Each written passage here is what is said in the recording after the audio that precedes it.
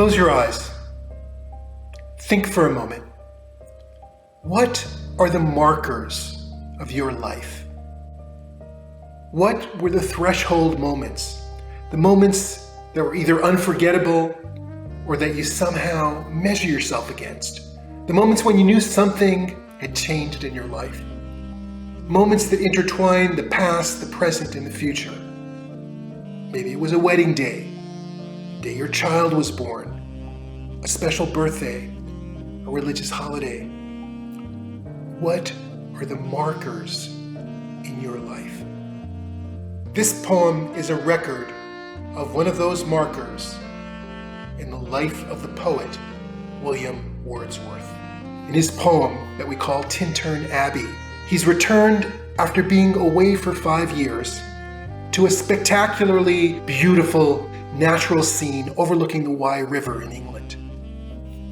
Now, Wordsworth is the ultimate romantic, so he venerates nature. 5 years ago, overlooking the same scene, it was a wild, all-encompassing, sensual experience for him. For nature then, he says, to me was all in all, an appetite, a feeling, and a love. It brought him aching joys, quote unquote, and dizzy raptures, quote unquote. We're back in the territory of sexual metaphors that we saw in Coleridge in episode 2. But now, our friend Wordsworth, 5 years later, is having a different experience. First of all, he's remembering, he's reliving what it was like for him 5 years ago.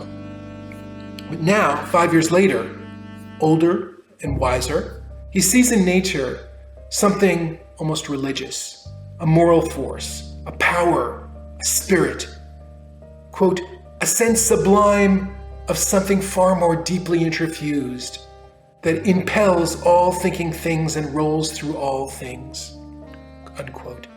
And quote, the sad, still music of humanity. Now, 5 years later, Wordsworth the poet, he might not have been a poet, he might not yet have been a poet 5 years ago, but now is on the cusp of becoming one of the most famous poets in all of England, mostly due to this poem, which is going to be part of his famous book that he co-authored with Coleridge, The Lyrical Ballads, published in 1798. Now, as a poet, he is experiencing the interplay of his poetic sensibility with nature. What makes it a deeper experience for him than it was 5 years ago is his poetic appreciation of nature and its influence on him as a creative spirit. Nature is his inspiration, but he's also a partner with nature in the creative process, where he sees himself as such. Finally, what makes this experience so special, such a marker in his life, is the fact that his sister, his younger sister, is with him, who he imagines is experiencing the scene much as he did 5 years ago, with gleaming wild eyes, quote unquote. But it's the sharing of the experience with his beloved sister that makes this such a watershed moment in his life. This moment, which brings together his past, his present, and his future. He says, quote, in this moment there is life and food for future years, unquote. In other words, these beautiful nature scenes will make an indelible impression on his consciousness that he knows he can mentally return to when, quote, in darkness, the fretful stir and the fever of the world have hung upon the beatings of my heart, unquote. Or he's just forced to endure the, quote, dreary intercourse of daily life, which we know from other poems was a torture for Wordsworth. There's so much to say about this poem, and it certainly was enormously influential in its time, with many memorable, quotable lines like, for instance, the best portion of a good man's life, his little nameless, unremembered acts of kindness and of love, among others. But in the interest of time, because it is such a long poem, I'm going to stop here and go right into the poem. If you've never read this poem before, or if you haven't read it in a while, listen to it a couple of times. The language isn't easy, but it's a poem that will reward you in a big way. Finally, on a personal note, my childhood fantasy was to visit Yellowstone National Park. Mind you, it may have been partially to commune with nature, but it was also partially due to the connection with Yogi Bear. Whatever the case, I finally convinced my wife in 2010 to make the trip, and it turned out to be beyond my wildest fantasy. In fact, we both loved it. We enjoyed it so much. We regretted that we hadn't taken our kids when they were younger. Anyway, we vowed to visit a different national park each year, as long as we could do it financially and physically. So since then, we visited 9 more national parks, of course, until COVID put a monkey wrench into the plan. So we hope to resume the plan in a post-COVID world, but we have interspersed with the words of the poem pictures, not stock photos or postcard pictures, but photos that we ourselves took of the various national parks that we visited as a kind of companion piece to the words of the poem as I'm reciting it, and to show our veneration of nature and some of the markers in our own lives. Enjoy. Lines written a few miles above Tintern Abbey on revisiting the banks of the Wye during a tour, July 13th, 1798.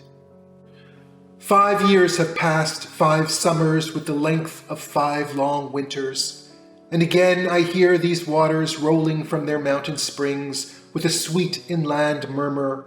Once again do I behold these steep and lofty cliffs, which on a wild, secluded scene impress thoughts of more deep seclusion, and connect the landscape with the quiet of the sky. The day has come when I again repose here under this dark sycamore, and view these plots of cottage ground, these orchard tufts, which at this season, with their unripe fruits, among the woods and copses lose themselves, nor with their green and simple hue disturb the wild green landscape. Once again I see these hedgerows, hardly hedgerows, little lines of sportive wood run wild, these pastoral farms green to the very door, and wreaths of smoke sent up in silence from among the trees, with some uncertain notice, as might seem, of vagrant dwellers in the houseless woods, or of some hermit's cave where by his fire the hermit sits alone.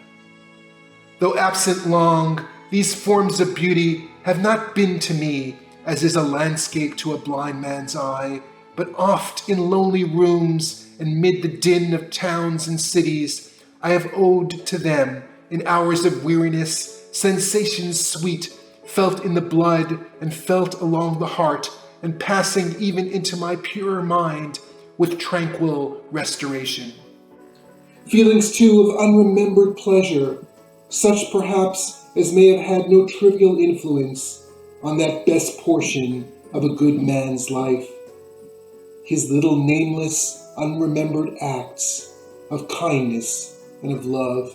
Nor less I trust to them I may have owed another gift of aspect more sublime, that blessed mood in which the burthen of the mystery, in which the heavy and the weary weight of all this unintelligible world is lightened, that serene and blessed mood in which the affections gently lead us on until the breath of this corporeal frame and even the motion of our human blood almost suspended, we are laid asleep in body and become a living soul, while with an eye made quiet by the power of harmony and the deep power of joy, we see into the life of things.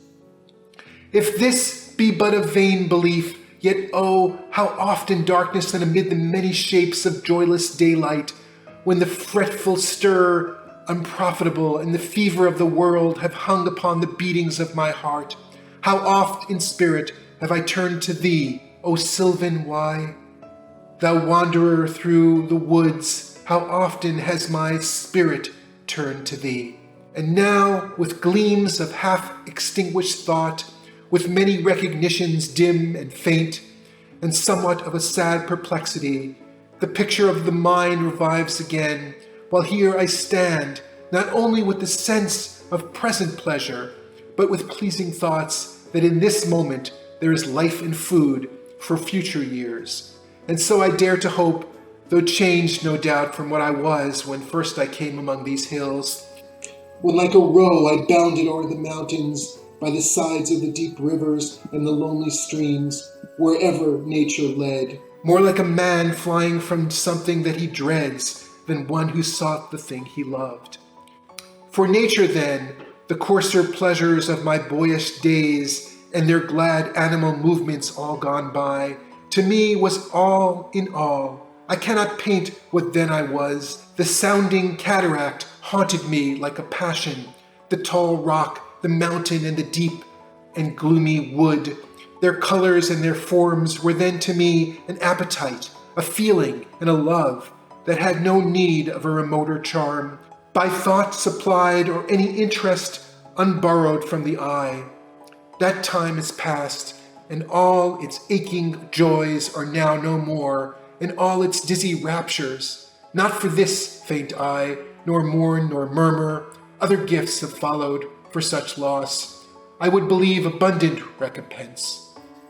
For I have learned to look on nature, not as in the hour of thoughtless youth, but hearing oftentimes the still, sad music of humanity, not harsh nor grating, though of ample power to chasten and subdue. And I have felt a presence that disturbs me with the joy of elevated thoughts, a sense sublime of something far more deeply interfused, whose dwelling is the light of setting suns, and the round ocean, and the living air, and the blue sky, and in the mind of man, a motion and a spirit that impels all thinking things, all objects of all thought, and rolls through all things. Therefore am I still a lover of the meadows and the woods and mountains, and of all that we behold from this green earth, of all the mighty world of eye and ear, both what they half create and what perceive. Well pleased to recognize in nature and the language of the sense the anchor of my purest thoughts, the nurse, the guide, the guardian of my heart, and soul of all my moral being. Nor perchance, if I were not thus taught, should I the more suffer my genial spirits to decay, for thou art with me, here upon the banks of this fair river, thou, my dearest friend, my dear, dear friend, and in thy voice I catch the language of my former heart, and read my former pleasures in the shooting lights of thy wild eyes. Oh, yet a little while may I behold in thee what I was once, my dear, dear sister, and this prayer I make, knowing that nature never did betray the heart that loved her. 'Tis her privilege, through all the years of this our life, to lead from joy to joy. For she can so inform the mind that is within us, so impressed with quietness and beauty, and so feed with lofty thoughts, that neither evil tongues, rash judgments, nor the sneers of selfish men, nor greetings where no kindness is, nor all the dreary intercourse of daily life, shall e'er prevail against us, or disturb our cheerful faith that all which we behold is full of blessings. Therefore let the moon shine on thee in thy solitary walk, and let the misty mountain winds be free to blow against thee. And in after years, when these wild ecstasies shall be matured into a sober pleasure, when thy mind shall be a mansion for all lovely forms, thy memory be as a dwelling place for all sweet sounds and harmonies. Oh, then, if solitude or fear or pain or grief should be thy portion, with what healing thoughts of tender joy wilt thou remember me and these my exhortations. Nor perchance if I should be where I can no more hear thy voice, nor catch from thy wild eyes these gleams of past existence, wilt thou then forget that on the banks of this delightful stream we stood together, and that I, so long a worshipper of nature, hither came unwearied in that service, rather say with warmer love, oh, with far deeper zeal of holier love, Nor wilt thou then forget that after many wanderings, many years of absence, these steep woods and lofty cliffs and this green pastoral landscape were to me more dear, both for themselves and for thy sake. I appreciate that this episode was a bit longer than normal. But thanks for tuning in, and we'll see you next time on The Lion of Poetry. What are the markers in your life?